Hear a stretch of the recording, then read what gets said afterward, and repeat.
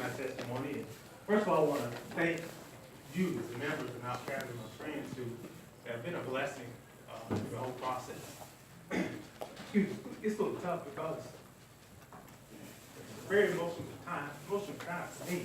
But I do want to thank the bishop and first lady, because they've been very supportive, not only as pastor and first lady, but as friends, as true dear friends through the whole process. And of course, my lovely wife, she's been super duper. She's been awesome because you guys just don't know. And I thank the Lord for a wife who's a great help me. But I just want to give you a little bit of my story. I can't do all the details, but I want you to take a journey back with me. It goes back quite a while. Back in 1994, I was diagnosed with cutaneous T-cell lymphoma. So it's a blood cancer that basically is kind of a chronic deal. It's nothing that's going to hit you and knock you out real quick. It kind of grows slow over time. They just try to treat it and get rid of it. And that's what it was. So back in 1994, I was diagnosed and went through what I call potions and notions of doctors to try to get this thing under control. So there was all kinds of things, oral medications, some nitrogen mustard you had to apply to your body, and all kinds of things they did to get this thing under control. So for 19 years, it was just that kind of battle. They tried one thing, didn't work, tried another thing, didn't work, tried another thing, didn't work. Eventually, the disease was spread on my body, and I had to get what they call full body radiation therapy, where they take electron beams and they just hit your whole body, just to kind of kill the top layers of your skin, which is where this disease resides, and try to get rid of it. Did that, skin grew back, so did the disease. Did that at least twice over a 19-year period. And then finally, about 2013, the disease took a turn, unexpectedly. It became very aggressive. It grew into the tumor stage, where you have these bumps and lumps on your bodies, and they begin to ulcerate, which means the skin deteriorates. They open up and start to ooze and bleed and all this kind of crazy stuff. And it was bad. It was bad. And I had to go through a high level of chemo. So that's when you had to go to the hospital and get all these chemo treatments and this, that, and the other. Some of them were 4 hours long, some of them 8 hours long. I mean, it was just a journey with them trying to get this disease under control. And that didn't work either. So finally, kind of like the last resort was, okay, we need to see if you are a good candidate for a bone marrow transplant. All a bone marrow transplant is where they take your immune system and kill it. Because your immune system obviously isn't doing the job. It isn't able to recognize and fight this disease. So we need to kill your immune system and give you a new immune system from somebody else that they have a good immune system. So that's what we did. My wife and I met with the doctors, and the doctors said, hey, look, you know, there's probably like a 60% chance that this thing is going to be okay. You'll survive it. You'll live. But Mr. Dowdy, let me tell you something. At your age, chances go down. Then by all the radiation and chemo and drugs you've taken in your life, your chances go down even more. Gave you about a 30% chance of survival. So bottom line, you got a 30% chance. Either you're going to be healed, 30% chance of you're going to have to get another one of these things done. It won't work the first time, or 30% chance you're going to die. And I was talking recently to a guy who was diagnosed and had his transplant back this past March. And he looked at those numbers, and he said, man, Richard, I don't know where I was going to fall. I don't know what 30% I was going to be in.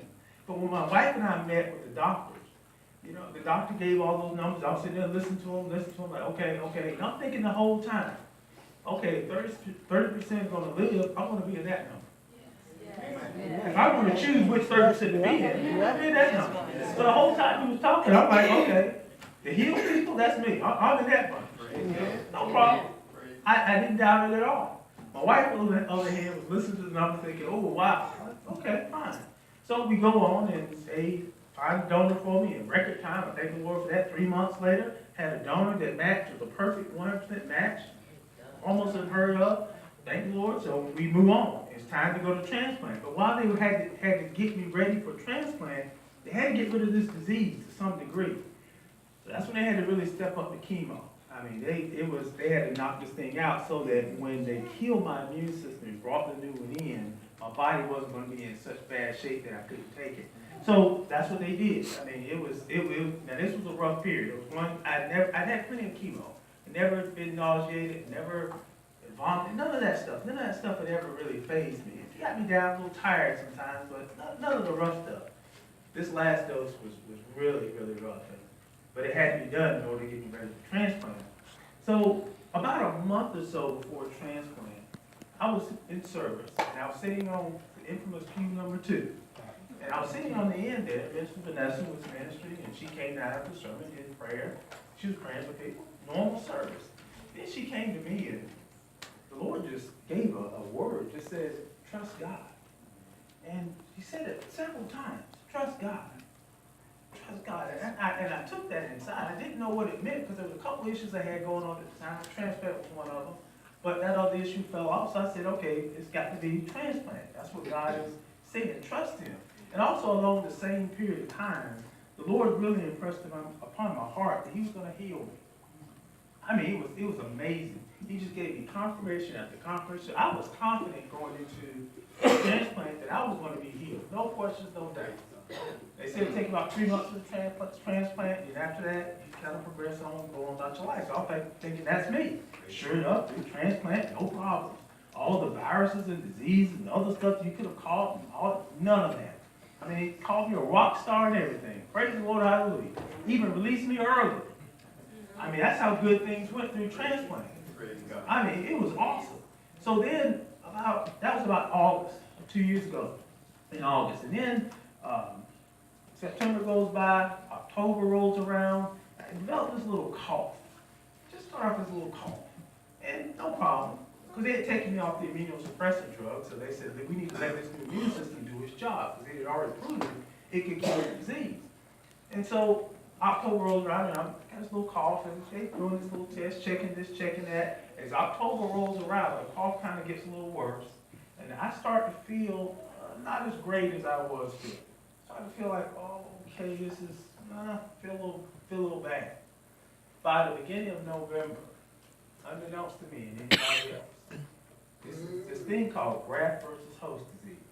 It's the rejection disease. The disease where it says my body doesn't recognize this new immune system, and the new immune system doesn't recognize my body, and it is killing my body. It's killing the disease, but it's also killing me. It took out a lot of stuff between my esophagus, stomach, small intestine, large intestine, my gut is what they call it. And I had to go into the hospital where they finally figured out what was going on. And it was rough. Over the next couple of months, I lost 30 pounds in about 30 days. Couldn't eat. And even had massive diarrhea, couldn't absorb food. They had to actually end up putting me on what they call TPN, which is a nourishment bag, like liquid food. So I had to carry this bag around. Well, I had this bag with me, had to be hooked up to it for about 12, 14 hours. And most times I did it at night. And this was my food. That's what I ate. Because I couldn't eat food. If I did eat anything, it was very little. And what I ate wasn't being absorbed in my body because my gut was still recovering. It wasn't normal. And this went on for a while. And I tell you, I got really, really down. Really, really low in terms of how my body felt. Mentally, spiritually, I'm still good. No problem, because I know that I need to trust God, and I'm doing that, and I know I'm going to be healed. And at one point during the process, the doctor even said, and I remember sitting there in the treatment room, Dr. Mr. Dowdy, so we got 1 or 2 things we're going to try. And if those don't work out, we're going to have to contact hospice. Now, when you say hospice, you think, ooh. Well, I just happen to know there's 2 components of hospice. One is, they help you feel comfortable and feel better during your last days. There's also another element of hospice where if you have a chronic disease, then they just make your life comfortable, bring you out of the hospital bed where they can help make you comfortable. And I'm thinking that's what it was. My wife was thinking the other thing. She was thinking, oh my goodness, but she saw me. She saw the condition I was in, and she saw the doctor, and she thought, my husband can leave here. Glory to God. I thought, okay, it'll make me a little more comfortable if they have to, but I'm good. Over the next 6, 8 months, I mean, you just would not believe the stuff that happened. All the things, all the viruses and things that didn't happen during transplant, while I'm rolling through, they happened. I mean, you name it. All the viruses that you can catch, RSV, RSV, CMV. I mean, these things kept popping up left and right. I had pains in my back and my knees. I was on steroids for a long time, so it began to deteriorate all the muscles in my body. I could barely even walk. I mean, there was one time, and I told the church about this before. It was one night, I had this massive pain in my knee. I'm taking oxycodone and other stuff. I'm taking patches that you put in the body for pain. Nothing worked. So my wife called the doctor, the hospital, and they said, you need to bring him into the emergency room. There was a problem. I couldn't walk. I could not stand up at all. Between the weakness and the pain in the knee, I couldn't do it. So my wife called Pastor Will John and Dave Walker, and they came over to the house, and between the two of them, they were able to get me in my van so she could take me to the hospital. Matter of fact, Dave said, Rich, I got you. He said, hop on my back. And I'm thinking, man, I'm going to break you a little bit. Y'all know how short Dave is. But I didn't realize I wasn't that heavy. I didn't weigh that much. And that's what I did. I had to actually climb on his back and walk and let him carry me down to the van. And that's how things were going. It just seemed to be one thing after another.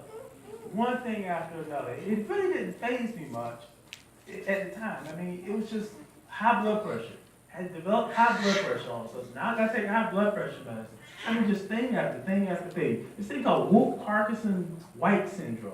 It's where you have a rapid heartbeat. You never had a rapid heartbeat. I'd be sitting down, the heart just started beating really fast. And then it would stop. Well, the doctors found out about it, and one day I was actually in clinic, and it happened. They hooked me up to EKG and all. Oh man, you should have seen them. They were all over the place, trying to figure out, is this guy going to make it or not? What's going on with him? They sent me to the hospital. They perform a procedure.